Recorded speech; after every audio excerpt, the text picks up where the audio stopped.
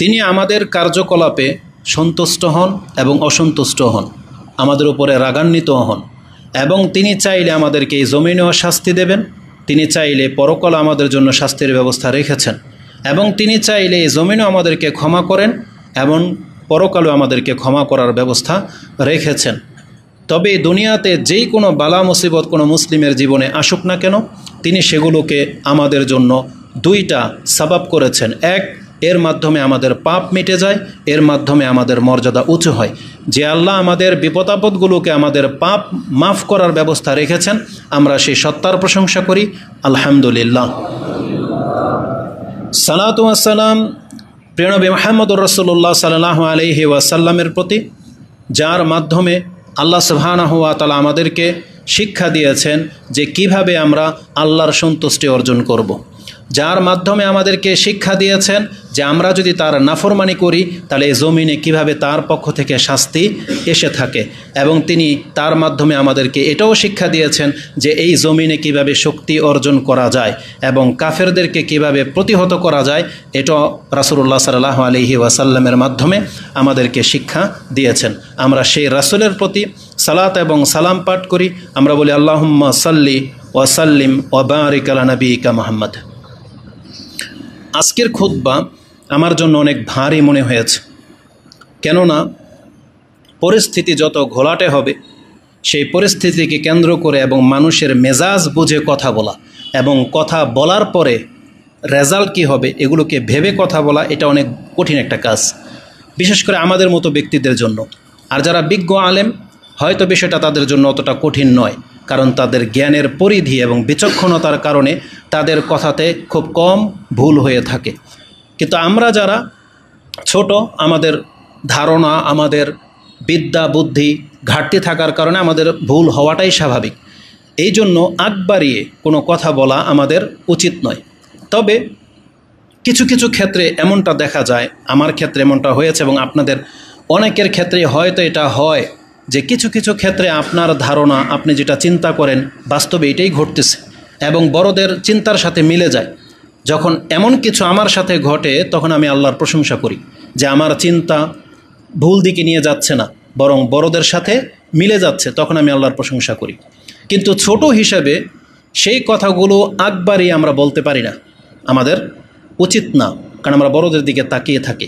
এই ক্ষেত্রে আমি আপনাদেরকে খুতবার মূল মেসেজ যেটা দেব সেটা হচ্ছে, পরিস্থিতি যাই হোক না কেন, যেই শিক্ষাটা আমি আমাদের শেখদের, শিক্ষকদের মাধ্যমে পাচ্ছি, সেটা আমি আপনাদেরকেও সেই নীতি অবলম্বন করার প্রতি আহ্বান জানাচ্ছি।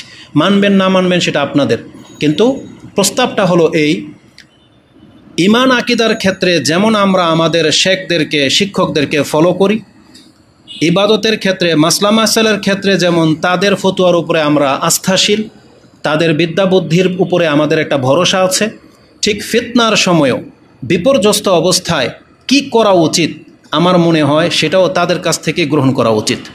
নিজেরা ব্যক্তি পর্যায়ে মন্তব্য না করে আমাদের মতো ছোটোখাটো ব্যক্তিদের মতামতের অপেক্ষায় না থেকে বরং আমাদেরকে আমাদের বিজ্ঞ আলেমদের ফতোয়ার উপরে, তাদের দৃষ্টিভঙ্গি, তাদের চিন্তা চেতনার উপরে ছেড়ে দেওয়াটা উচিত। আরেকটা বিষয় হলো এই, আল্লাহ সুবহানাহু ওয়া তাআলা হচ্ছেন মালিক। তিনি এই পৃথিবীতে রাসূল প্রেরণ করেছেন এবং রাসূল সাল্লাল্লাহু আলাইহি ওয়াসাল্লামের মাধ্যমে আমাদেরকে শিক্ষা দিয়েছেন, এবং রাসূলুল্লাহ সাল্লাল্লাহু আলাইহি ওয়াসাল্লামের একটা নীতি হলো, তিনি আমাদেরকে শিক্ষা দিয়েছেন যে তোমাদের আমির যে হবে, তোমাদের নেতা যারা হবে, সেটা শিক্ষক হোক, রাষ্ট্রীয় নেতা হোক, তোমরা তাদের আনুগত্য করবে। এই ক্ষেত্রে এটা শিক্ষা দেওয়া হয় নাই যে তারা যদি ভুল করে তাহলে তাদের কাছ থেকে তোমরা মুখ ফিরিয়ে নেবে, এটা বলা হয়নি। ভুল করুক সঠিক করুক, আমাদেরকে বলা হয়েছে তোমরা তোমাদের বিজ্ঞ আলেমদেরকে ফলো করবে, এটা আমাদেরকে আদেশ করা হয়েছিল। তো যেহেতু আমরা আমাদের আকীদা মানহাজের ক্ষেত্রে বড় আলেমদেরকে ফলো করি, তাদের ফতোয়া, তাদের চিন্তা চেতনা, ব্যাখ্যাকে আমরা প্রাধান্য দিই, আমরা মনে করি যে কোনো মুসলিমদের জীবনে এমন কোনো সংকট আসতে পারে না যে তাদের চেয়ে আমরা বেশি চিন্তাশীল, এটা আমার মনে হয় না। বিশেষ করে যদি কম্পেয়ার করা হয় তাহলে অবশ্যই আমাদের চেয়ে সৌদি আরবের আলেমদের দায় দায়িত্ব বেশি।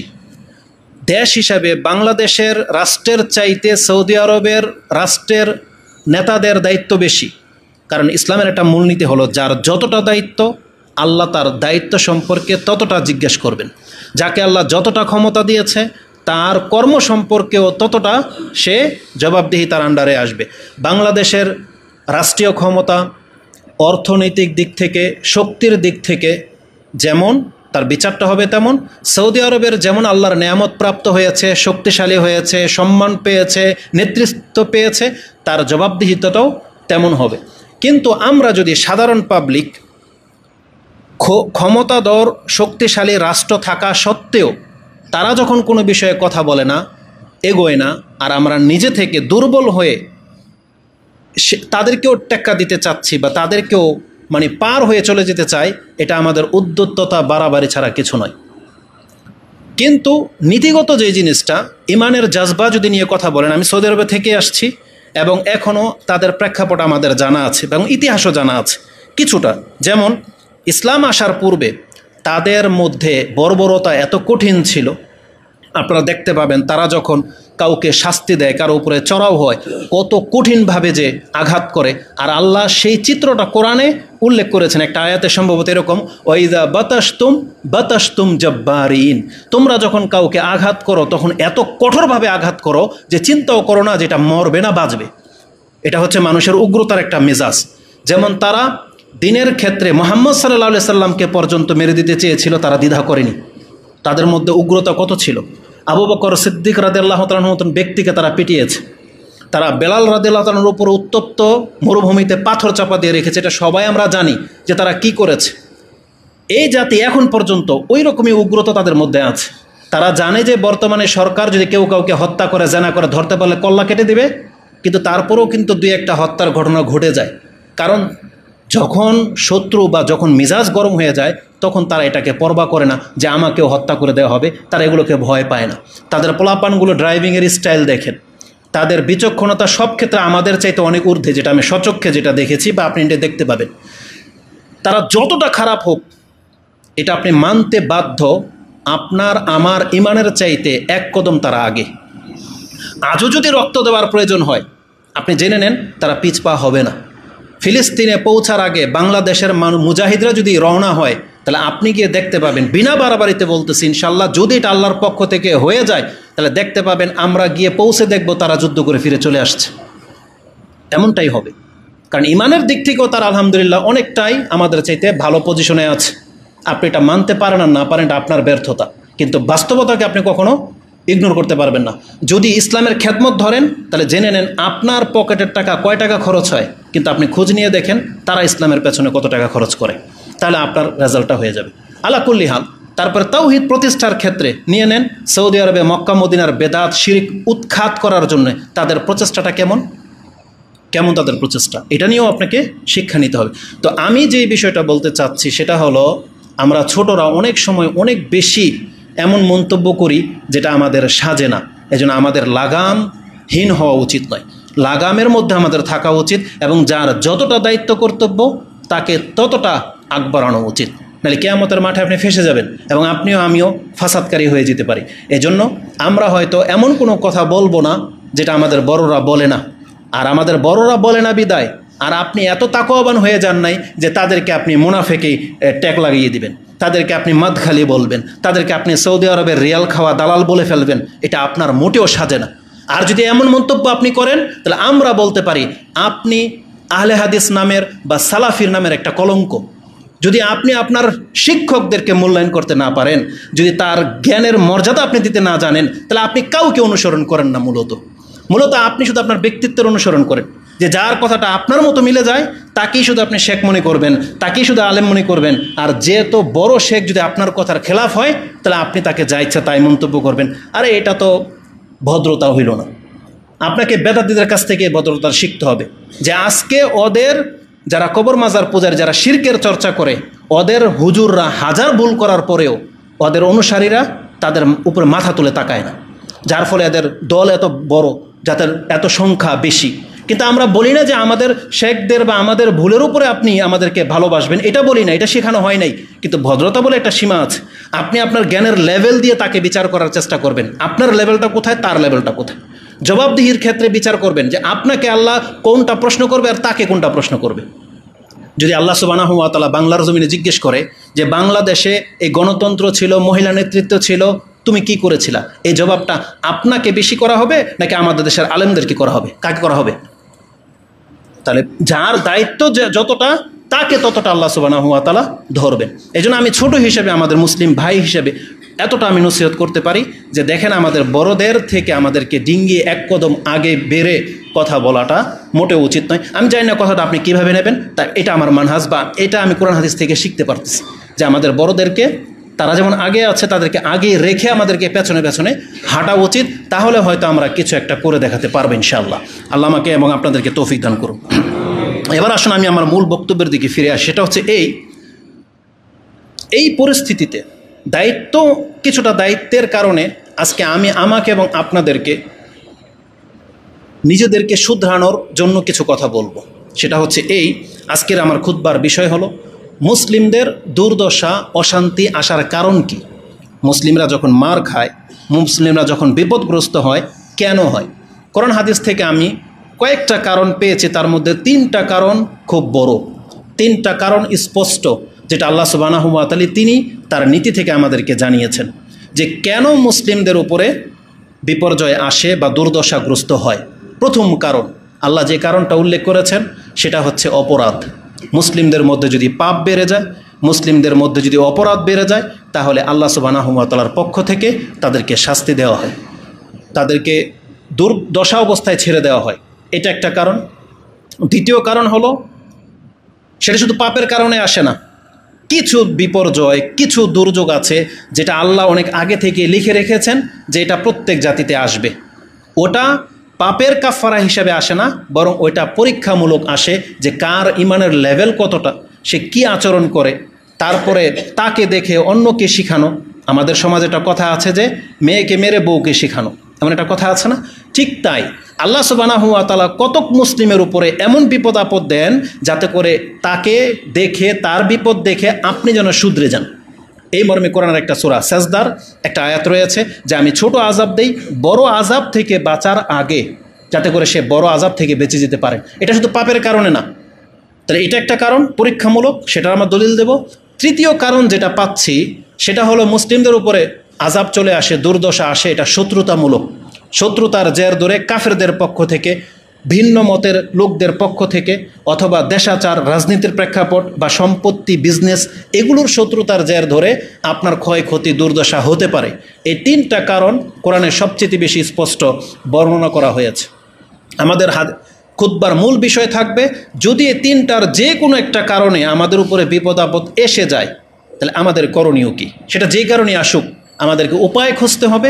সেই উপায়টা কি হবে, ওই সম্পর্কে 2-একটা কথা আমি আজকে বলবো। তো প্রথমে আমি এই 3টা কারণে যে আমাদের উপরে পাপ, আমাদের উপরে যে শাস্তি আসতে পারে, আমরা যে শাস্তি পেতে পারি, আমাদের যে পেরেশানি হতে পারে, এই সম্পর্কে কোরআনের বেশ কিছু আয়াত আছে।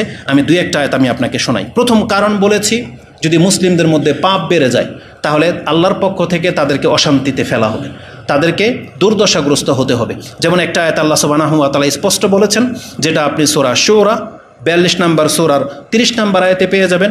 আল্লাহ বলেছেন, ওমা আসাবাকুম মিন মুসিবাতিন বিমা কাসাবাত আইদিকুম ওয়া ইয়াফু আন কাসীর। এখানে আল্লাহ সুবহানাহু ওয়া তাআলা অতিরিক্ত আরেকটা শব্দ বলেছেন। প্রথম বলেছেন যে তোমাদের উপরে যে কোনো মুসিবত আসুক না কেন, জেনে নাও এটা তোমাদের হাতের কামাই। আমি ছোট যেহেতু বললাম, এরকম তো আমাদের দৃষ্টিভঙ্গি যতটুকু তো আমরা শুনতেছি ফিলিস্তিনের ইতিহাস কি হয়েছে, বিনা বাড়াবাড়িতে বলতেছি। আমি জানি না কথাটা আপনি কিভাবে নেবেন। আমার যতটুকু দৃষ্টিভঙ্গি, এই মসজিদের মধ্যে যতগুলো লোক এখানে খুতবা শুনতে আসেন, যদি মাপা হয়, আমি দেখতে পাচ্ছি যে এখানে দাড়িওয়ালা সংখ্যা বেশি আছে, আপনাদের মধ্যে দাড়িওয়ালা সংখ্যা বেশি আছে। কিন্তু ফিলিস্তিনের যে ভিডিও চিত্রগুলো আছে না, মায়ের খাচ্ছে যে চিত্রগুলো, সুবহানাল্লাহ। আমি প্রথমে এটা কেন বলে নিতেছি, এটা আমাদের মনের একটা আক্ষেপ, তারপরে বলবো যে আমাদের কি করণীয় উচিত। আপনি ভিডিও ফুটেজগুলো দেখেন, যারাই মার খাচ্ছে অধিকাংশ কি প্রায় 90% মুসলিম, একটারও দাড়ি নেই। দ্বিতীয়ত হচ্ছে টাকনার নিচে প্যান্ট, জিন্সের প্যান্ট, মহিলারা পর্যন্ত ইহুদি নাসারাদের মতো জিন্সের প্যান্ট গেঞ্জি পরা। তাদের চেহারা ঢাকা আপনি যদি 10% দেখাইতে পারেন, তখন আপনার বিচার যা হবে তা। 10%ও নেই। বরং এমনও চিত্র তার আগে, এই যুদ্ধ হওয়ার আগে অনেক প্রামাণ্য চিত্র আমি ফিলিস্তিনের দেখেছি, যে যাদের মহিলারা, মুসলিম মহিলা বাইতুল মুকাদ্দাসে নামাজ পড়তে যায়, জিন্সের প্যান্ট, টাইট পরা, গেঞ্জি পরে, শুধু স্কার্ফ পরে। তাদের কাছে এটা একটা ফ্যাশন হয়ে গেছে। ইহুদিদের সাথে বসবাস করতে করতে ধর্মের ক্ষেত্রে এত বেশি তারা শীতল হয়ে গেছে যে সেখানে সে মুসলিম না, খ্রিস্টান না, ইহুদি না, কি এটা চেনা যায় না। ইল্লা রাহিমাহুল্লাহ, আল্লাহ যদি কারো গ্রহণ করে থাকে সেই জন্য। তাহলে এত ব্যাপকভাবে যখন কেউ দিন বিমুখ হয়ে যায়, তাহলে তার আল্লাহর পক্ষ থেকে শাস্তি আসাটা এটা আল্লাহ সুবহানাহু ওয়া তাআলার অস্বাভাবিক কিছু নয়। তা আল্লাহ সুবহানাহু ওয়া তাআলা বলেছেন, তোমাদের উপরে যদি কোনো মুসিবত আসে এটা তোমাদের হাতের কামাই। আল্লাহ বলছে তোমার কারণে এটা হয়েছে, তুমি এটা জেনে নাও। তারপর আল্লাহর কতটা দয়া, আল্লাহ কি বলেছেন, ওয়ায়াফু আন কাসির, যদিও আল্লাহ তোমার অনেক অপরাধকে ভ্রুক্ষেপ করেন না, আল্লাহ দেখেন না, তাকান না, ছেড়ে দেন, কিন্তু সব পাপের জন্য যদি আল্লাহ ধরতেন তাহলে এতদিন আমরা এই পৃথিবীতে টিকে থাকতাম না। তার মানে আল্লাহ আমাদেরকে ক্ষমার উপরে ক্ষমা করে যান, কিন্তু মাত্রাতিরিক্ত কিছু পাপ যদি বেড়ে যায় তখন আল্লাহ কিছু হলে আমাদেরকে টোকা দেন, আমাদেরকে শাস্তি দেন। তাহলে এটা একটা কারণ যে পাপের মাত্রা বেড়ে গেলে শাস্তি আসে। এই সম্পর্কে আরও অনেক কথা আসবে। এখন কেউ যদি বলেন পৃথিবীর ইতিহাসে আদম আলাইহিসসালাম থেকে, নূহ আলাইহিসসালাম থেকে নিয়ে মুহাম্মদ সাল্লাল্লাহু আলাইহি ওয়াসাল্লাম পর্যন্ত আজ অবধি যত কওমের মুসলিমদের উপরে শাস্তি এসেছে, আপনি প্রমাণ করে দিতে পারবেন না যে তারা সবাই পরহেজগার ছিল, প্রমাণ করতে পারবেন না আপনি। বরং আল্লাহ সুবহানাহু ওয়া তাআলা নিজের পক্ষ থেকে তিনি বলতেছেন যে আয়াতটা আপনি সূরা আল আহকাফ 46 নম্বর সূরার 35 নম্বরে পেয়ে যাবেন। আল্লাহ বলেছেন, ফাহাল ইহলাকু ইল্লাল কাউমুজ জালিমুন বা হাল ইহলাকু ইল্লাল কাউমুল ফাসিকুন। আল্লাহ বলতেছেন তুমি বলো তো দেখি, আল্লাহ যদি কোনো শাস্তি দিয়ে থাকেন কোনো জাতিকে, তারা পাপী ছাড়া ভালো লোক ছিল? আল্লাহ বলছেন আল্লাহ কেবল পাপী বিরুদ্ধাচারণকারী লোকদেরকে ছাড়া আল্লাহর কাউকে শাস্তি দেন না, এটা আল্লাহ নিজে বলেছেন। তো এটা ছিল মূল ব্যাপার যে আল্লাহ সুবহানাহু ওয়া তাআলা আমাদের পাপের কারণে আমাদেরকে শাস্তি দেন। আমি শুধু আজকে সবচেয়ে বড় একটা পাপের কথা বলবো, যেহেতু সময় নেই, 30 মিনিটের মধ্যে আমাকে শেষ করতে হবে। সবচেয়ে বড় পাপ বর্তমানে মুসলিমদের কি? শিরকের চাইতে আমি মনে করি শিরক তো সবচেয়ে বড় পাপ আমাদের, তাই না? শিরকের কাছাকাছিতে চলে গেছে বা শিরকের মতোই আরেকটা পাপ মুসলিমদেরকে ছেয়ে যাচ্ছে, সেটা হচ্ছে দিন বিমুখতা, দিন পালন না করা, ধর্ম থেকে মুখ ফিরিয়ে নেওয়া, নিজের জীবনটাকে পশু পাখির মতো পরিচালনা করা, নিজের জীবনটাকে কাফের ইহুদি নাসারাদের মতো পরিচালনা করা। এদের সংখ্যা সবচেয়ে বেশি বর্তমানে, কাফের হয়ে যাচ্ছে।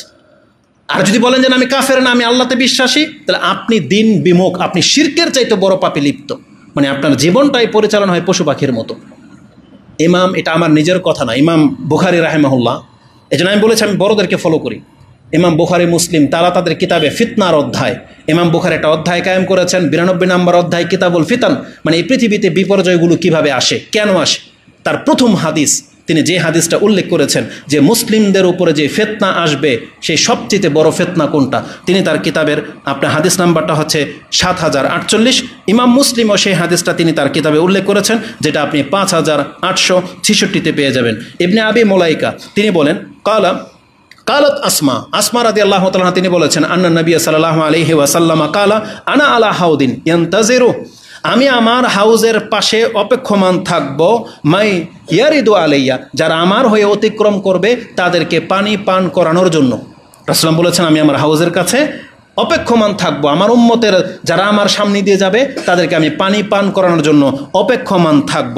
ফিহিম, কিন্তু সেখানে কি করা হবে, ফায়ুখাযু বিনাসিন মিন দুনি, আমার কাছ থেকে কতক ব্যক্তিকে বাধা দিয়ে দেওয়া হবে, আটকে নেওয়া হবে। তখন আমি বলবো উম্মতি, এটা আমার উম্মত, ছেড়ে দেওয়া হোক।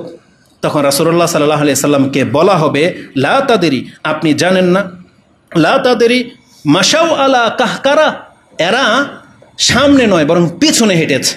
আপনি তাদেরকে যেই জায়গায় দাঁড় করিয়ে দিয়ে এসেছিলেন, যেই শরীয়তের উপরে রেখে আসছিলেন, এরা সামনের দিকে আসেনি, বরং ওই শরীয়ত থেকে পেছন দিকে চলে গেছে। কাহকারা বলা হয় আপনি পিঠ প্রদর্শন করে পালানো নয়, বরং পেছন দিকে সরে যাওয়া। কিছু কিছু বাচ্চারা দেখবেন বাপ্পার সাথে এমনটা করে, যদি ধরে নামাজে দাঁড় করাই দেন ও কিন্তু উল্টা যাবে না, আস্তে আস্তে সরে যাবে পেছন দিকে, এটাকে কাহকারা বলা হয়। আজকে আমাদের মুসলিম ভাইরা হয়তো বলে না যে আমি ইসলাম মানি না, উল্টা ভাগে না, কিন্তু পেছন দিক থেকে সরে যায়, ইসলামের কোনো কাজে তাকে পাওয়া যাবে না। আজান হয়েছে দেখবেন সে উল্টা খেলার মাঠে রয়ে গেছে। তো এটাকে বলা হয় কাহকারা। রাসূলুল্লাহ সাল্লাল্লাহু আলাইহি ওয়াসাল্লামকে জানানো হয়েছে যেখানে আপনি তাদেরকে রেখে আসছিলেন তারা আগে বাড়েনি, সেখানেও থাকেনি, বরং তা থেকে পেছন দিকে চলে আসছে। এটা ইমাম বুখারী কোট করেছেন। আবার মুসলিমের শব্দ হলো, ইমাম মুসলিম রাহিমাহুল্লাহ যেটা বলেছেন, ওয়াল্লাহি, আমি আল্লাহর কসম করে বলতেছি, রাসূল সাল্লামকে বলতেছেন, ওয়াল্লাহি, আমি কসম করে বলতেছি আপনাকে, যে তারা কি করেছিল, মা বারিহু বাদাকা, আপনার মৃত্যুর পরে এরা ক্ষান্ত হয়নি, ইয়ারজিউনা আলা আকাবিহিম, তাদের ধর্ম থেকে দিন থেকে তারা ফিরে যেতে থামেনি। ভাষাটা কি বলেছে? লা ইয়াবরাহু, তারা ক্ষান্ত হয়নি, মানে যাচ্ছে তো যাচ্ছেই। তাদেরকে উপদেশ দেওয়া হয়, তাদেরকে ডাকা হয়, কোনো ডাকের কোনো উপদেশে তারা পাত্তা দেয়নি, তারা ওই পেছন ফিরেই যেতে থেকেছে, তারা কোনোদিন আপনার ধর্মের দিকে ফিরে আসেনি। এই লোকগুলো তারা, যাদেরকে আপনি আপনার উম্মত হিসেবে দেখতে পাচ্ছেন, দাবি করলেন, কিন্তু এরা আপনার শরীয়ত থেকে সরে গিয়েছিল। এটি ইমাম বুখারী এবং মুসলিম কোট করেছেন।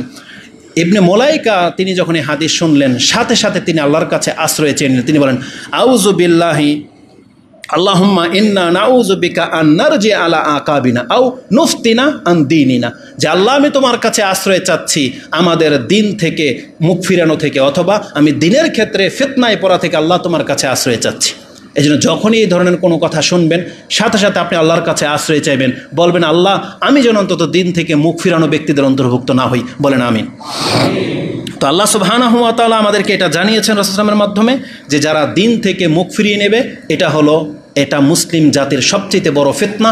আর এই কাজটা যখন ঘটে, ব্যাপকভাবে ঘটে, অধিক মাত্রায় ঘটে, তখনই আল্লাহর শাস্তি আসে। এটা আল্লাহ সুবহানাহু ওয়া তাআলা কোরআনে বলেছেন।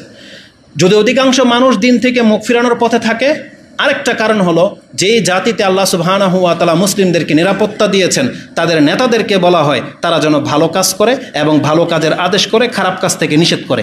তারা যদি এই কাজগুলো না করে, আল্লাহ সুবহানাহু ওয়া তাআলা বলেছেন, তখন আমি সেই জাতির ধ্বংস করার ডেট ফাইনাল করে দিই। যে আয়াতটা আপনি সূরা বনী ইসরাঈল 17 নম্বর সূরার 16 নম্বর আয়াতে পেয়ে যাবেন। আল্লাহ বলেছেন, ওয়াইজা আরাদনা আন নুহলিকা কারিয়াতান আমারনা মুতরাফিহা ফাফাসাকু ফিহা ফাহাক্কা আলাইহাল কাউল ফাদাম্মারনাহু তাদমিরা। আল্লাহ বলেছেন, আমি যদি কোনো জাতির ধ্বংস চাই, তাহলে আমি নেতাদেরকে বলি তারা যেন ভালো অবস্থায় থাকে, তারা যেন জাতিকে ভালোর দিকে পরিচালনা করে।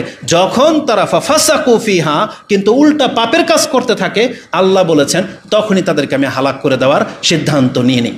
তাহলে আযাব আসে অধিকাংশ মানুষ যদি পাপ করে, অথবা আমাদের নেতারা যদি দিন থেকে মুখ ফিরিয়ে নেয়, তখনই আসবে। আর আল্লাহ সুবহানাহু ওয়া তাআলা এই ক্ষেত্রে এটাও বলেছেন, যদি এই কারণে কোনো জাতিতে পাপ আসে, তখন ওই যে দাড়িওয়ালা, নামাজি, হালালখোর, আল্লাহ বলছেন এটা আমি দেখে দেখে মারব না, বরং যখন শাস্তিটা আসবে, তখন নেক কি আর বদ কি সবাইকে শাস্তি ভোগ করতে হবে। এটা হলো আমাদের ভয়ের বিষয়। এজন্য আল্লাহ সুবহানাহু ওয়া তাআলা সূরা আনফালে 25 নম্বর সূরার 8 নম্বর সূরার 25 নম্বর আয়াতে বলেছেন, ওয়াত্তাকু ফিতনাতান লা তুসিবান্নাল্লাযিনা যালামু মিনকুম খাসসা। তোমরা জেনে নাও, তোমরা যেই পথে হাঁটতেছো এখন, পাপীদেরকে তোমরা বাধা দিচ্ছ না, ভালো কাজের আদেশ করতেছো না, জেনে নাও ওই ফিতনাকে ভয় করো। সেই ফিতনা আসলে শুধু তোমাদের মধ্যে পাপীরাই শাস্তিপ্রাপ্ত হবে না, বরং তোমাদেরকেও কিন্তু ছাড়া হবে না। আর আল্লাহর শাস্তি বড় কঠিন। এই কথাগুলো বর্তমান প্রেক্ষাপটের সাথে কেন আমি বললাম? আজকে ফিলিস্তিন ধরে নেন, বাংলাদেশে ধরে নেন, যে কোনো রাষ্ট্রে ধরে নেন, ফিলিস্তিনের সৎলোক নাই? আছে। কিন্তু বোমা যখন বর্ষণ হচ্ছে, শুধু পাপীদের ঘরেও পড়ে নাকি সৎলোকের ঘরেও পড়ে? সবাই মারা যাচ্ছে। আল্লাহর আযাব যখন, ভূমিকম্প যদি বাংলাদেশে আসে, সাথে কি শুধু খালি ওই হালাল টাকার বিল্ডিং এগুলোই কি থেকে যাবে, নাকি সব যাবে? কোনটা সুদের টাকায়, কোনটা হালাল টাকা, এটা আল্লাহ বেছে ধ্বংস করবে না। যেটা আল্লাহ বলেছেন, যদি আমি কোনো জাতিকে ধ্বংস করতে চাই, আমি কিন্তু সমূলে ধরব। তাহলে এই জন্য আজকের এই পয়েন্টটা আমি আপনার কাছে দেখাতে চেয়েছি, যে পাপের কারণে আমাদেরকে শাস্তি পেতে হয়, এবং পাপ যদি ব্যাপক হারে বেড়ে যায়, তখন কিন্তু আল্লাহ আমাদের ভদ্রদেরকেও ধরবে। এই জন্য বললাম, জানেন কেন? আজকে আপনি নেট খোলেন, সুবহানাল্লাহ, বাংলাদেশের মুসলিম ঘরের সন্তান ওপেন নেকেট, মানে ওপেন ল্যাংটা ভিডিও করে তারা ভিডিওতে ছেড়ে দিচ্ছে, আবার বুক ফুলিয়ে কথা বলে, আবার এটার ব্যাপারে আবার যুক্তিক দাঁড় করায়। এটা যেই রাষ্ট্রের বা যেই অঞ্চলের যেই গ্রামের সন্তান, এদেরকে যদি বিচার না করা হয়, তাহলে জেনে নেন এগুলো হচ্ছে এই জাতিকে ধ্বংস করার প্রচার। যখন আপনার দায়িত্ব, নারায়ণগঞ্জের যদি কোনো জুটি এরকম করে থাকে, তো এটা আমাদের নেতাদের দায়িত্ব, ওদেরকে খুঁজে বের করা, প্রকাশ্য ওদেরকে শাস্তির আন্ডারে নিয়ে আসা। কিন্তু রাষ্ট্রের কোনো দায়িত্ব নাই। রাজশাহীর বা কোথাকার 2 জন ছেলে আবার বলতেছে আমার স্ত্রী। আর এত জঘন্য হয় নাকি জাতি, যে নিজের স্ত্রী হলেও ওর সাথে কি ওই সহবাস করার সময় ওটা ভিডিও ধারণ করে আবার প্রচার করতে পারে কেউ? তাহলে আমরা কেন বাধা দিচ্ছি না? এটাকে কেন বাধা দিচ্ছি না?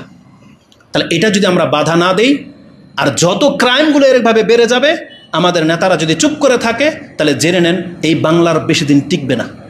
বেশি দিন টিকবে না। কারণ আল্লাহ সুবহানাহু ওয়া তাআলার নীতি শুধু ফিলিস্তিনের জন্য নয়, আল্লাহ সুবহানাহু ওয়া তাআলার নীতি শুধু মায়ানমার আর ভারতের জন্য নয়, এটা বাংলাদেশের জন্য হতে পারে। আল্লাহ কোরআনে কি বলেছেন? ওয়া ইম মিন কারিয়াতিন ইল্লা নাহনু মুহলিকুহা ক্বাবলা ইয়াউমিল কিয়ামা আও মুআযযিবুহা আযাবান শাদীদা। আমি এমন কোনো জনপদ নাই যাদেরকে আমি কিয়ামতের আগে শাস্তি না দেব অথবা কঠিন আযাব দিয়ে পাকড়াও না করব। তাহলে আমরা এর খালি নাই। কিন্তু আমি একটা জিনিস ফিল করে দেখেছি বিভিন্ন জায়গায় ওয়াজ মাহফিলে ঘুরে বা নেট ঘেটে, বাংলাদেশের মুসলিমদের মধ্যে একটা চমৎকার দিক পাওয়া গেছে। সেটা হচ্ছে এই যে সালাফির দাওয়াত, সালাফি মানহাজের দাওয়াত যেটা শুরু হয়েছে, আমার মনে হয় না বাংলার জমিনে যত জায়গায় নতুন নতুন মসজিদ হচ্ছে, মাদ্রাসা হচ্ছে, আমাদেরকে নিয়ে তারা বলে যে বাংলাদেশে কি মসজিদের সংখ্যা কম, আবার নতুন করে মসজিদ বানানোর কেন প্রয়োজন হয়। কিন্তু আমি একটা জিনিস লক্ষ্য করে দেখলাম, যে দাওয়াতের স্রোতটা বাংলাদেশে চালু হয়ে গেছে, সেটা ইন্ডিয়াতে কেউ দেখাইতে পারবে না, পাকিস্তানে কেউ দেখাইতে পারবে না, অন্য কোনো রাষ্ট্রে দেখাইতে পারবে না যে বাংলাদেশের মুসলিমরা যত দ্রুত পরিবর্তনের দিকে আসতেছে। আল্লাহ সুবহানাহু ওয়া তাআলার একটা নীতি হলো, যেই জাতি নিজের পরিবর্তন চায় আল্লাহ তাকে ধ্বংস করবে না। এই জন্য আমাদের এই দাওয়াতকে আগে নিতে হবে, আমাদেরকে দিনের খেদমতে নিজেদেরকে ঝুঁকিয়ে দিতে হবে, যতটা যে পারি আমাদেরকে দাওয়াতি কাজ করতে হবে। একটা মানুষকে হেদায়েত করার জন্য আমাদেরকে চিন্তা করতে হবে। আমরা যদি ভাবে ইসলার কাজ করতে থাকি, ইনশাআল্লাহ হয়তো আল্লাহ আমাদেরকে আরও কিছুকাল নিরাপত্তার সাথে বাঁচিয়ে রাখবেন। আল্লাহ তুমি আমাদেরকে তৌফিক দান করো। তাহলে আল্লাহ সুবহানাহু ওয়া তাআলার পক্ষ থেকে শাস্তি আযাব আসে, একটা কারণ কি বললাম, সেটা হচ্ছে আমাদের পাপ। এখন উপায় কি একটু পরে বলবো, যে 3টা কারণ বলেছি। দ্বিতীয় কারণ নিয়ে নেন। হতে পারে কোনো সমাজের মুসলিমরা পাপী না, কিন্তু তারপরেও তাদেরকে বিপদ আপদ দিয়ে শাস্তি দিয়ে আল্লাহ সুবহানাহু ওয়া তাআলা মাঝে মাঝে পাকড়াও করেন। কেন করেন? আল্লাহ এখানেও বলেছেন, এটা আল্লাহর আরেকটা নীতি হলো, তিনি মুসলিমদেরকে মাঝে মাঝে পরীক্ষা করতে চান। আল্লাহ পরীক্ষা করার জন্য আমাদেরকে অনেক সময় বিপদ আপদ দেন, শত্রু চাপিয়ে দেন, এটা পরীক্ষা করার জন্য যে কার ইমানের লেভেলটা কেমন। আর এই সম্পর্কে স্পষ্ট আয়াত সূরা বাকারার আয়াত, সেটা আপনারা সবাই জানেন, যেটা সূরা বাকারার 155-56 আয়াতগুলোতে রয়েছে। আল্লাহ বলছেন, ওয়ালা নাবলুওয়ান্নাকুম বিশাইইম মিনাল খাউফ ওয়াল জু ওয়া নাকসি মিনাল আমওয়াল ওয়াল আনফুসি ওয়াস সামারাত ওয়া বাশশিরিস সাবিরিন। আল্লাহ বলেছেন, আমি তোমার জানমাল, সম্পদ, সম্মান, ভয় সব দিক থেকে তোমাকে আমি পরীক্ষা করব। তারপর আল্লাহ সুসংবাদ দিয়েছেন, ওয়া বাশশিরিস সাবিরিন। তাহলে এটাই, এই অংশটি একটু পরে বলবো। তাহলে এই আয়াতের মধ্যে আল্লাহ আমাদেরকে জানিয়ে দিয়েছেন, আপনি পাপী না হলেও কিছু বিপদ আপদ এটা চূড়ান্ত হয়ে আছে, এটা আপনার আমার জীবনে আসবেই। এটা হচ্ছে পরীক্ষামূলক। এটা একটা আয়াত। আরেকটা আয়াত আরও চমৎকারভাবে আল্লাহ সুবহানাহু ওয়া তাআলা আরও ক্লিয়ার করেছেন, যেটা আপনি পেয়ে যাবেন সূরা হাদিদের মধ্যে। সূরা হাদিদ 20, 21, 22, 23 এই আয়াতগুলো দেখেন। আল্লাহ বলছেন, মা আসাবা মিন মুসিবাতিন ফিল আরদি ওয়ালা ফি আনফুসিকুম ইল্লা ফি কিতাবিম মিন ক্বাবলি আন নাবরাআহা। এই জমিনে বা আকাশে যে কোনো বিপর্যয়ে আসুক না কেন, জেনে নাও আমি আল্লাহ সেটা অনেক আগেই লিখে রেখেছি, যেটা আসবেই। কেন? আল্লাহ সুবহানাহু ওয়া তাআলা বলেছেন, ইন্না যালিকা আলাল্লাহি ইয়াসির। আর এটা করা আল্লাহর জন্য সহজ। কেন? লিকাইলা তাসাউ আলা মা ফাতাকুম ওয়ালা তাফরাহু বিমা আতাকুম।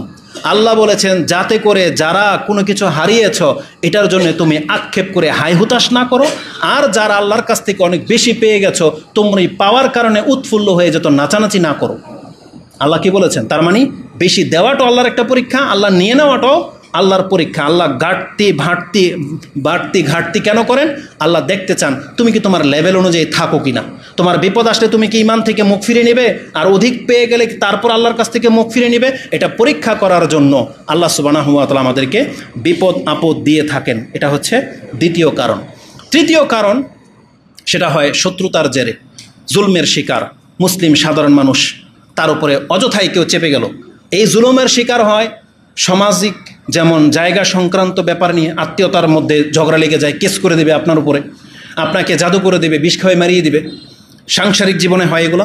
দ্বিতীয় হয় রাজনৈতিক প্রেক্ষাপটে দেশাচার, একদল আরেক দলের উপরে আক্রমণাত্মক শত্রুতা জেরে তাকে ফাঁসিয়ে দেয়, তাকে অত্যাচার করে, তাকে দুর্দশাগ্রস্তায় ঠেলে দেয়। দ্বিতীয় হয় সেটা হচ্ছে ধর্মীয় কারণে। সেটা এক ধর্মীয় হলো মতবাদের ভিত্তিতে। দেখেন না আজকে বাংলার জমিনে কোরআন সুন্নাহর দাওয়াতিওয়ালাদেরকে ঠেকানোর জন্য সমস্ত মতবাদ উঠে পড়ে লেগেছে। তাহলে তারা আমাদেরকে ক্ষতি করতে চায়। তাহলে এই ক্ষতিটা হয় শত্রুতার জেরে হয়, আর না হয় সবচেয়ে বড় ক্ষতি যেটা কাফেরদের পক্ষ থেকে মুসলিমদেরকে করা হয়ে থাকে, যেটা মায়ানমারে হয়েছে, যেটা ইন্ডিয়ার মুসলিমদের উপরে হয়েছে, যেটা চায়নার মুসলিমদের উপরে হয়েছে, যেটা বাংলার জমিনেও হতে পারে মুসলিমদের উপরে, বাংলার জমিনেও হতে পারে। সেটা কাফেরদের পক্ষ থেকে শত্রুতার জেরে আমাদের উপরে তারা বিভিন্নভাবে ক্ষতি করার চেষ্টা করে যাচ্ছে। তো এটা যে শত্রুতার জেরে বা কাফেরদের পক্ষ থেকে হয়, এই সম্পর্কে আল্লাহ সুবহানাহু ওয়া তাআলা কোরআনে বলেছেন। বেশ কিছু আয়াত রয়েছে, তার মধ্যে একটা আয়াত আল্লাহ সুবহানাহু ওয়া তাআলা সূরা বুরুজের মধ্যে বলেছেন যে কিছু মুসলিমদেরকে ওই গর্ত খনন করে আগুনে জ্বালিয়ে দেওয়া হয়েছিল, শাস্তি দেওয়া হয়েছিল, তাদের কোনো অপরাধ ছিল না, এটা তাদের পরীক্ষাও ছিল না, এবং এটা কোনো অপরাধের কারণে আল্লাহ তাকে শাস্তি দেয়নি। বরং আল্লাহ কি বলেছেন, ওমা নাকামু মিনহুম ইল্লা আইয়ুমিনু বিল্লাহিল আজিজিল হামিদ, যেই লোকগুলাকে গর্ত করে আগুনে জ্বালিয়ে দেওয়া হয়েছিল তাদের কোনো অপরাধ ছিল না, শুধু অপরাধ বা একটাই কারণ ছিল, সেটা হচ্ছে তারা পরাক্রমশালী প্রশংসিত আল্লাহর প্রতি ঈমান এনেছিল, তাই। তার মানে তাদের কোনো অপরাধ ছিল না। যেমন আবু বকর সিদ্দিক, মুহাম্মদুর রাসূলুল্লাহ সাল্লাল্লাহু আলাইহি সাল্লাম, বেলাল, ইয়াসির, আম্মার, সুমাইয়া, তাদের কি অপরাধ ছিল? তারা সেই যুগের শ্রেষ্ঠ লোক। আবু বকর রাদিয়াল্লাহু তাআলার মতন ব্যক্তি হয় না সেই যুগে, তার মতন ব্যক্তিকে পিটিয়েছে কাফেররা। কিসের জেরে?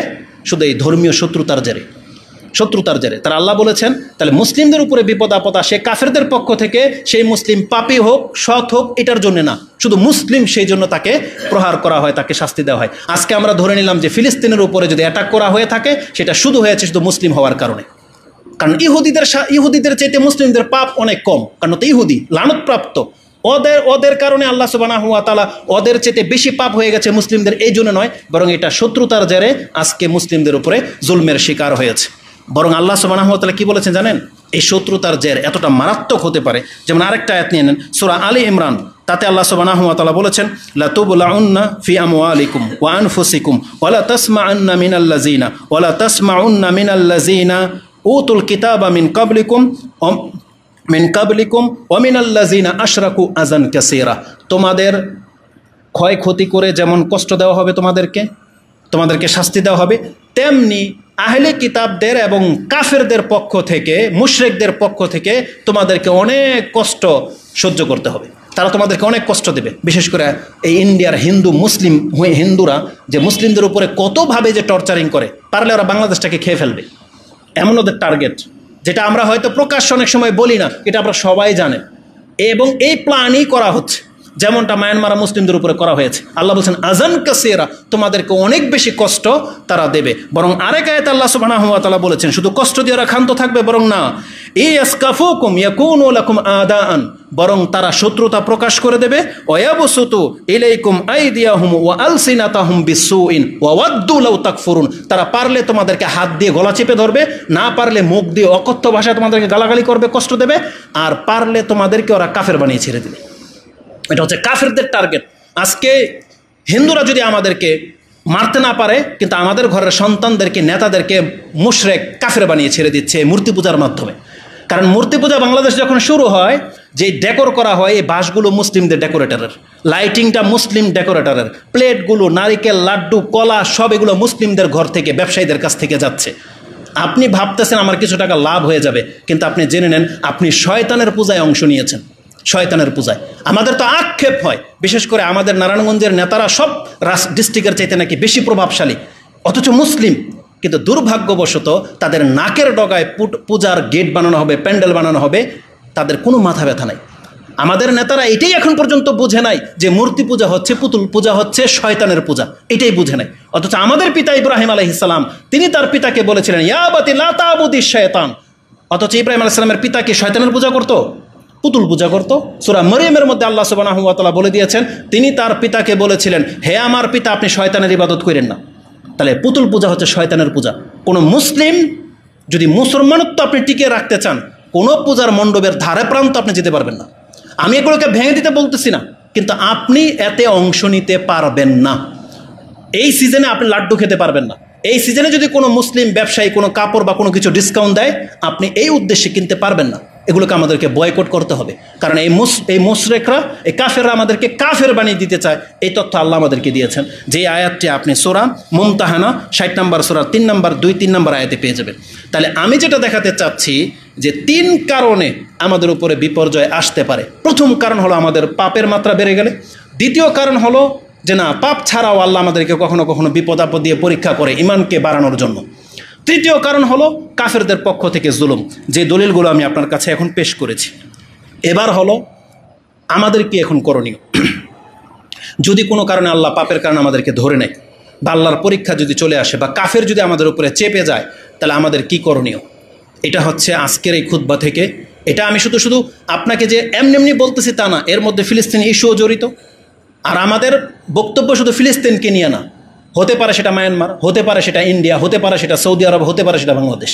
যে কোনো দেশের মুসলিমদেরকে বিপর্যস্ত দেখে আমাদেরকে শিক্ষা নিতে হবে, আমাদেরকে তা থেকে জ্ঞান অর্জন করতে হবে, শিক্ষা নিতে হবে যে আমার সাথে যেন এমনটা না হয়। কারণ আল্লাহ আগে প্রথম বলেছেন কু আনফুসাকুম, তুমি তোমার নিজেকে বাঁচাও, ও আহলিকুম নারা, জাহান্নামের আগুন থেকে। এটা সব ক্ষেত্রে, যে কোনো কল্যাণের ক্ষেত্রে আপনি আগে নিজেকে কল্যাণের দিকে ঠেলে দেবেন, এটা আপনার দায়িত্ব। তারপর আপনার পরিবারের কল্যাণের দিকে দেখবেন, তারপরে আপনার মুসলিম জাতি, তারপরে বাকি অন্য কিছু। তো এটা এই নীতিতে আমাদেরকে চলতে হবে।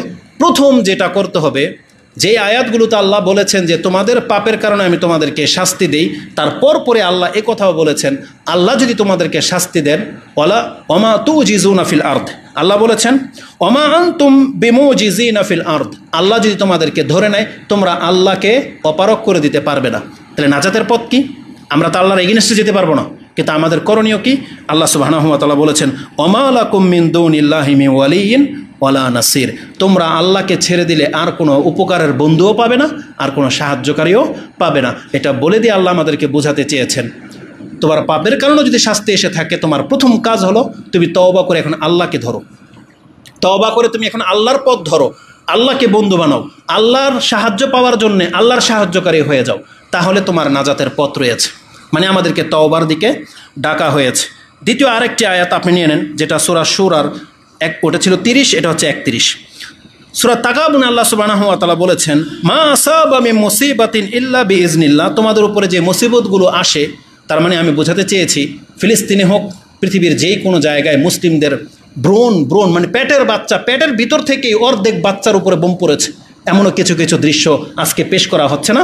আল্লাহ বলতে চাচ্ছেন যে এই যে যা কিছু ঘটতেছে, তুমি ভাববে না যেটা আল্লাহর অগোচরে, যে আল্লাহ এগুলো দেখতেছেন না বা আল্লাহর অনিচ্ছার্থে হচ্ছে, বরং আল্লাহ সুবহানাহু ওয়া তাআলা চাক্ষুষ সাক্ষী এবং আল্লাহর ইচ্ছার্থে এটা হচ্ছে। এই জন্য আল্লাহ বলেছেন যদি বাঁচতে চাও তাহলে আল্লাহর দিকে আসো, আল্লাহর অভিমুখী হও। এই জন্য আল্লাহ সুবহানাহু ওয়া তাআলা বলেছেন বিইজনিল্লাহ, সেটা আল্লাহর ইচ্ছার্থেই হয়ে থাকে। ওমাই ইউমিন বিল্লাহি ইয়াহদি কালবা, যদি তুমি আল্লাহর প্রতি ঈমান আনো তাহলে আল্লাহ তোমার অন্তরের মধ্যে হেদায়েত দিয়ে দিবেন। এটা আল্লাহ সুবহানাহু ওয়া তাআলা বলেছেন আল্লাহু বিকুল্লি শাইইন আলিম, আর আল্লাহ সব কিছুর উপরে জ্ঞানী, তিনি সব কিছু জানতেছেন। তাহলে আমাদের প্রথম উপায় আমরা যেটা পেলাম, সেই শাস্তিটা আপনার পাপের কারণে হোক অথবা পরীক্ষামূলক হোক, আমাদেরকে আল্লাহর কাছে তওবা করে ফিরে আসতে হবে। দ্বিতীয় কারণ, যদি সেটা পরীক্ষামূলক হয় তাহলে আল্লাহ আমাদেরকে বাঁচার উপায় বলতেছেন ওই সূরা বাকারাতে, হাদিদের। তারপরে আল্লাহ কি বলেছেন ওয়াবাশশিরিস সাবিরিন, যাদেরকে আমি পরীক্ষা করেছি ঘাটতি বাড়তি দিয়ে, তারা যেন আল্লাহর উপরে ধৈর্য ধারণ করে। ওয়াবাশশিরিস সাবিরিন আল্লাযীনা ইযা আসাবাতহুম মুসিবাতুন ক্বালু ইন্না লিল্লাহি ওয়া ইন্না ইলাইহি রাজিউন। তার মানে আল্লাহ এখানে দুইটা জিনিস দেখিয়েছেন। এক, আমাদেরকে ধৈর্য ধারণ করতে হবে আমাদের ঈমানের উপরে, ইসলামের উপরে, আল্লাহ সুবহানাহু ওয়া তাআলার ফয়সালার উপরে, এবং আমাদেরকে দোয়া করতে হবে। এটার দ্বিতীয় কারণ, আল্লাহ বলেছেন যে কোনো মুসিবতে তুমি প্রথম আল্লাহর কাছে দোয়া করো। এই দোয়াটা আমাদের অনেক পাওয়ারফুল একটা অস্ত্র, অনেক পাওয়ারফুল অস্ত্র, যেটা এমন কিছু যেটা কোনো শত্রু পর্যন্ত ঠেকায় রাখতে পারবে না। আপনাকে কোনো বেষ্টনী দিয়ে আপনার রবের কাছে আপনার বার্তা পৌঁছাতে কোনো কেউ ঠেকা রাখতে পারবে না। এমন কোনো মিসাইল, এমন কোনো ডিভাইসে তৈরি হয় নাই। আপনার অন্তর থেকে জাগবে আর আপনার জবান দিয়ে শুধু আল্লাহর কাছে বলে দেন, দেখেন রেজাল্টটা কী হয়। আল্লাহ বলেছেন দোয়া হচ্ছে মুসলিমদের সবচেয়ে বড় পাওয়ারফুল জিনিস, যেটা রাসূল সাল্লাল্লাহু আলাইহি ওয়াসাল্লাম বদরের যুদ্ধের দিন করেছিলেন। 313 জন, 1000 জনের সাথে টিকার কোনো ব্যাপার ছিল না, টিকাটা কোনো মানে বিষয়ে ছিল না, এদেরকে নাস্তানাবুদ করে দিত। কিন্তু রাসূল সাল্লাল্লাহু আলাইহি ওয়াসাল্লাম তার আগে আল্লাহর কাছে দোয়ায় এত বেশি মশগুল হয়ে গেলেন, আবু বকর সিদ্দিক রাদিয়াল্লাহু তাআলা বললেন ইয়া রাসূলুল্লাহ কাফা, যথেষ্ট হয়ে গেছে, আপনার দোয়া আল্লাহ কবুল করে নিয়েছে, যথেষ্ট হয়ে গেছে। দোয়াটা আমাদের বেশি ইম্পর্টেন্ট। তারপরে ধরেন বিপদ যদি আসে কাফেরদের শত্রুতার কারণে, এখন আমাদেরকে কী করতে হবে? এটা হচ্ছে আজকের মানে মূল বিষয়টা, যেটা আমাদের ইস্যুগুলো আমরা জানি। শত্রুদের কারণে যদি এসে থাকে তাহলে আমাদেরকে প্রথম কাজ হলো, আল্লাহ বলেছেন শক্তিশালী হও, শক্তি অর্জন করো। কারণ যতদিন আপনি দুর্বল থাকবেন ততদিন আপনি মার খেয়েই যাবেন। আচ্ছা, মানুষের আমি একটা হাদিস পড়েছিলাম, ওই হাদিস নিয়ে একটা খুতবা দেব। একজন সাহাবী বলতেছেন 4টা গুণ যে জাতির মধ্যে থাকবে তাদের সংখ্যা বেড়ে যাবে, সেই জাতির সংখ্যা বেড়ে যাবে। সেই 4টা গুণের একটা ছিল, তারা বলতেছেন এটা এমন একটা জাতি, তাদের উপর যদি কোনো বিপর্যয় চলে আসে তারপরে তারা হাই হুতাশ করে না, আবার উঠে দাঁড়াতে পারে। রাস্তা ভেঙে গেছে আবার তারা রাস্তা বানায় নেয়, ঘর ভেঙে গেছে আবার ঘর বানাতে সক্ষম, এমন একটা জাতি। দ্বিতীয় গুণ কি তাদের? তারা যদি কোনো যুদ্ধে পরাজয় হয়ে যায়, হাত গুটিয়ে বসে থাকে না, পরবর্তী আরও শক্তি নিয়ে মাঠে নামে। যাদের মধ্যে এই গুণটা থাকবে তারা বেশি সংখ্যার লোকের অধিকারী হবে, যে যারা একবার আক্রমণ করেছে, হেরে গেছে, আবার আক্রমণ করবে এবং বেশি শক্তিশালী হয়ে, এই গুণটা এই ইহুদি নাসারাদের মধ্যে আছে।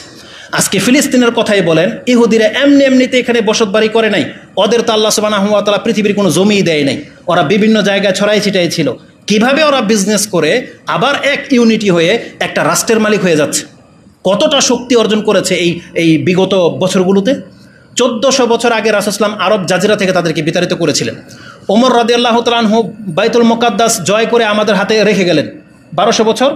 এই 1200 বছরের মধ্যে এই ফিলিস্তিন কতবার ইহুদিদের আন্ডারে গেছে, সর্বশেষ এখন পর্যন্ত ওদের দখলে, অথচ আমাদের সংখ্যা কত লাখ কত কোটি, কিন্তু আমরা নিতে পারতেছি না। ওরা কীভাবে শক্তি অর্জন করলো? ধাপে ধাপে। কিন্তু ফিলিস্তিন, অন্তত ফিলিস্তিনের মুসলিমরা যত সংখ্যায় ছিল, তারা প্রথম বছর মার খেয়েছে, কিন্তু 100 বছরে আপনি দেখাতে পারবেন যে তারা শক্তিশালী কোনো ডিফেন্স তৈরি করেছে?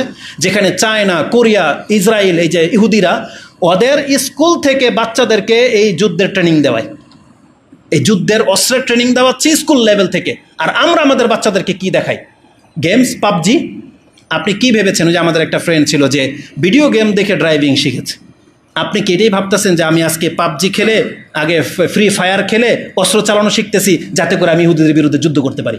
আর আপনি একটা টিকার পর্যন্ত টিপ দিতে পারবেন না যদি অস্ত্র একটা আপনার হাতে তুলে ধরা হয়। আপনাকে প্র্যাকটিস করতে হবে, শিখতে হবে এগুলো। গেমস খেলে কোনোদিন যোদ্ধা হওয়া যায় না, এটা আপনি জেনে নেন। ধোঁকা দিয়ে দেওয়া হয়েছে মুসলিমদেরকে, কিন্তু আমরা আমাদের আদর্শ থেকে অনেক বেশি দূরে।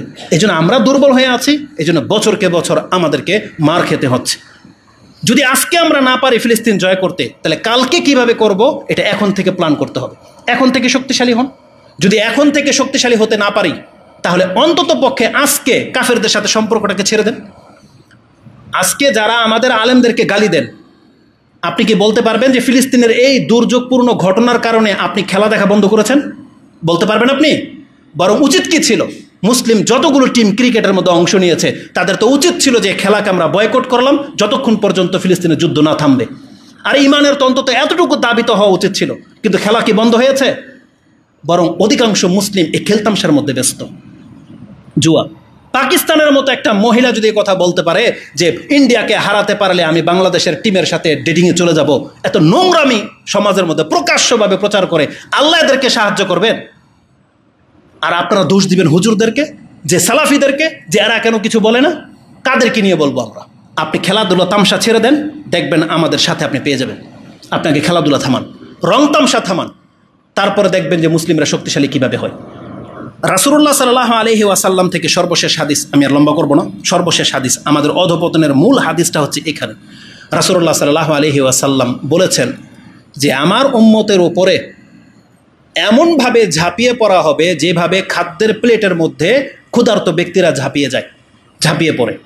রাসূল সাল্লামকে বলা হলো, ইয়া রাসূলুল্লাহ, এটা কেন করা হবে? আমাদের সংখ্যার কমে যাওয়ার কারণে, কম হওয়ার কারণে? রাসূল সাল্লামকে বলা হয়েছে, অমিন কিল্লাতিন নাহনু ইয়াউমাইজিন, সেই দিনকে আমাদের মুসলিমদের সংখ্যা কম থাকবে যার ফলে কাফেররা আমাদেরকে আক্রমণ করবে, মারবে। রাসূল সাল্লাম বলছেন, বাল আনতুম ইয়াউমাইজিন কাসীর, বরং সেই দিন তোমাদের সংখ্যা হবে বিপুল, কিন্তু তোমাদের অবস্থাটা কি হবে? রাসূল সাল্লাম বলেছেন, ওয়ালাকিন্নাকুম গুসাউন কা গুসাইস সাইল, বন্যার ফেনা, সমুদ্রে যখন ঢেউ আসে আর ফেনাতে যেই খড়কুটা ভেসে আসে, তোমাদের অবস্থা হবে এরকম ভেসে আসা খড়কুটার মতো, যেগুলোর কোনো গোড়া থাকবে না, জোর থাকবে না, পানি যেদিকে খুশি সেদিকে ভাসিয়ে নিয়ে যেতে পারে। আজকে মুসলিমদের চরিত্র হয়ে গেছে এমন, ইহুদি নাসারারা যেভাবে চায় আমাদেরকে পরিচালনা করে দিচ্ছে। যে কোনো রীতিনীতি আমরা ইহুদি নাসারাদের কাছ থেকে গ্রহণ করতেছি। রাসূলুল্লাহ সাল্লাল্লাহু আলাইহি ওয়াসাল্লাম তারপরে কি বলেছেন শুনেন, ওয়ালা ইয়ানজাআন্নাল্লাহু মিন সুদুরি আদুইকুম আল মাহাব্বাতা মিনকুম, তোমাদের ব্যাপারে ইহুদি নাসারাদের যে ভয় ছিল, যে মুসলিমদেরকে যে ভয়টা ওরা পেত, আল্লাহ ওদের অন্তর থেকে ভয়টাকে দূর করে দেবেন তোমাদের ভালোবাসার কারণে। তোমরা যখন ইহুদি নাসারাদেরকে ভালোবাসতে লাগবা, তাদের কৃষ্টি কালচার অর্পণ করবা, তাহলে তখন কাফেরদের অন্তরে মুসলিম বলে যে একটা ভয় ছিল, যে আবু বকর, ওমর, ওসমান, তাদেরকে ভেবে মুসলিম কাফেররা যেভাবে ভয় পেত, এই ভয়টা তাদের অন্তর থেকে সরে যাবে। নাহলে একটা হিন্দু কী করে একটা মুসলিমের গায়ে আঘাত করতে পারে? যেই জায়গায় একটা মুসলিম ধমক দিলে ও প্রস্রাব করে দেবে, যে গরুর পূজারী এমন একটা জাতি ও মুসলিমদের উপরে কিভাবে চড়াও হতে পারে, যে বটগাছকে দেবতা মনে করে, ইঁদুর বাদর পাথরের ওর মাবুদ মনে করে, ও কি করে মুসলিমের উপরে জয়ী হতে পারে? কিন্তু কেন হয়েছে? যখন আমরা তাদেরকে ভালোবাসতে লেগেছি, এই জন্য ওদের অন্তর থেকে ভয় চলে গেছে। একটা খেলোয়াড় এসেছে বাংলাদেশে বা ইন্ডিয়াতে, তার সাথে সেলফি নেওয়া, তার অটোগ্রাফ নেওয়ার জন্য মুসলিমদের লাইন, অথচ এটা কুফফার, যার গেঞ্জি পরে আপনি ঘুরেন, তাহলে আপনার দ্বারা তো মুসলিমরা বিজয়ী হইতে পারে না। আর এই কথাগুলো আমরা বললে বলবেন যে এই সময় কি এগুলো বলার সময়? তো কখন বলার সময়? এই শাস্তিটা তো আমাদের উপরও আসবে, আমাদের উপর আসবে না? রাসূলুল্লাহ সাল্লাল্লাহু আলাইহি সাল্লাম বলেছেন, তোমাদের চরিত্রের কারণে ওদের অন্তর থেকে আল্লাহ ভয় দূর করে দিবেন। আর তোমাদের অবস্থা কি হবে? ওয়ালা ইয়াকযিবান্নাল্লাহু ফী কুলুবিকুমুল ওয়াহান, আর আল্লাহ তোমাদের অন্তরের মধ্যে ওয়াহান, দুর্বলতা দিয়ে দিবেন। এক সাহাবী বলতেছেন, ইয়া রাসূলুল্লাহ, অমাল ওয়াহান, মুসলিমদের অন্তরে এই ওয়াহানটা কি, দুর্বলতাটা কি? রাসূল সাল্লাল্লাহু আলাইহি ওয়াসাল্লাম বলেছেন, হুব্বুদ দুনিয়া ও কারাহিয়াতাল মউত, এটা হলো দুনিয়ার ভালোবাসা এবং মৃত্যুকে ভয় পাওয়া। যেই চরিত্রটা ছিল ইহুদিদের, ইহুদিরা মরতে চায় না। আল্লাহ বলেছেন, যদি 1000 বছরও আপনি যদি কাউকে পাওয়াটা পছন্দ করেন, আপনি ইহুদিদেরকে পাবেন। ওরা বছরকে বছর বেঁচে থাকতে চায়, ওরা মরতে চায় না। আর আল্লাহ রাসূল সাল্লাল্লাহু আলাইহি ওয়াসাল্লাম বলতেছেন, এটা মুসলিমদের চরিত্র যখন এরকম হয়ে যাবে, হুব্বুদ দুনিয়া, দুনিয়া অর্জনের পেছনে ছুটে যাবে, আর কারাহিয়াতাল মউত, মৃত্যুকে ভয় পাবে, তখনই ইহুদি নাসারাদের হাতে মার খাবে। এই হাদিসটি ইমাম আবু দাউদ কোট করেছেন, যেটা আপনি 4297 এবং মুসনাদে আহমদে হাদিসটি 22397 নম্বরে পেয়ে যাবেন। আমি আর কথা লম্বা করব না। তো উপায়ের মধ্যে আমরা যেটা পেলাম, আমাদেরকে তওবা করা উচিত, আমাদের চরিত্র চেঞ্জ করা উচিত, আমাদেরকে ইসলামটাকে শক্ত করে ধরা উচিত। যদি মুসলিমদের হয়ে বিজয়ী লাভ করতে চাই, কাফেরদেরকে যদি আমরা হারাতে চাই, তাহলে কাফেরদের পথ অনুসরণ করা বন্ধ করে দিতে হবে, তাদের সাথে সম্পর্ক বন্ধ করে দিতে হবে, এবং মুসলিমকে সাহায্য করতে হবে। কারণ মুসলিম হচ্ছে আমাদের ভাই, মুসলিম হচ্ছে আমাদের ভাই। তারা মার খাবে আর আমরা চেয়ে চেয়ে তামসা দেখবো, এমনটা হতে পারে না। বরং আমাদের মুসলিমদেরকে তার পাশে দাঁড়াতে হবে, সে যেই কোনো কারণে মার খাক না কেন। কিন্তু মুসলিম ভ্রাতৃত্ব হিসাবে আমাদেরকে বলা হয়েছে, তুমি শক্তিশালী করো তোমার ভাইকে, তাকে ছেড়ে দেওয়া যাবে না। এজন্য আমরা ছেড়ে দেওয়ার মতো লোক নই। হতে পারে কোনো কালের জন্য হয়তো ফিলিস্তিন তারা নিয়ে নেবে, কিন্তু আবার তারা এই ফিলিস্তিন তাদেরকে ছাড়তে হবে। এইভাবেই চলবে কিয়ামত পর্যন্ত। আর সর্বশেষ মেসেজ যেটা আমরা আমাদের পক্ষ থেকে দিতে চাই, আপনারা যারা আছেন বা বিধর্মীদেরকে, যদি কেউ এই পৃথিবীতে টিকে থাকতে চায়, তাহলে ইসলামকে টিকে রাখতে হবে। কারণ আমাদের আল্লাহ রাসূল সাল্লাল্লাহু আলাইহি ওয়াসাল্লামের মাধ্যমে আমাদেরকে যেটা জানিয়ে দিয়েছেন, এই পৃথিবী ততদিন টিকে থাকবে যতদিন ইসলাম টিকে থাকবে। যদি কোনো জাতি ইসলামকে বিতাড়িত করতে চায়, ইসলামকে মিটিয়ে ফেলতে চায়, তাহলে তারা ধ্বংস হয়ে যাবে। কারণ আমরা কি জানি, যেই দিন পৃথিবীতে একজন মুসলিম বাকি থাকবে, ততদিন কিয়ামত হবে না।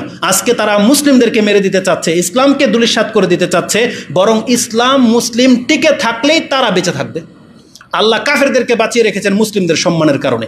আজকে যদি তারা মুসলিমদেরকে মেরে দেয়, একটা মুসলিম যখন পৃথিবীতে থাকবে না, আল্লাহ সুবহানাহু ওয়া তাআলা এই সমস্ত জালেমদেরকেও ছাড়বে না, ওদেরকে সহ পৃথিবীটাকে ধ্বংস করে দেবেন। আল্লাহ সুবহানাহু ওয়া তাআলার কাছে আমরা দোয়া করি, আল্লাহ যতগুলো কথা বলেছি এর মধ্যে যদি কোনো ভুল ভ্রান্তি থেকে থাকে, আল্লাহ তুমি আমাদেরকে ক্ষমা করো। এবং যদি কোনো স্পষ্ট বিষয় থেকে থাকে যেটা আমাদের করা উচিত আর আমরা বুঝতে পারতেছি না, আল্লাহ সেই স্পষ্ট বিষয়টা তুমি আমাদের কাছে ফুটিয়ে তোলো। এবং এমন জ্ঞানী বিচক্ষণ ব্যক্তি আমাদেরকে দান করো, যারা আমাদেরকে এই বিপর্যস্ত অবস্থা থেকে টেনে উপর দিকে তুলবেন। আমিন ইয়া রাব্বাল আলামিন। আকুলু লিকাউলি হাযা আস্তাগফিরুল্লাহ লি ওয়া লাকুম ওয়া লিসাইরিল মুসলিমিন ফাস্তাগফিরু ইন্নাহু হুয়াল গফুরুর রহিম।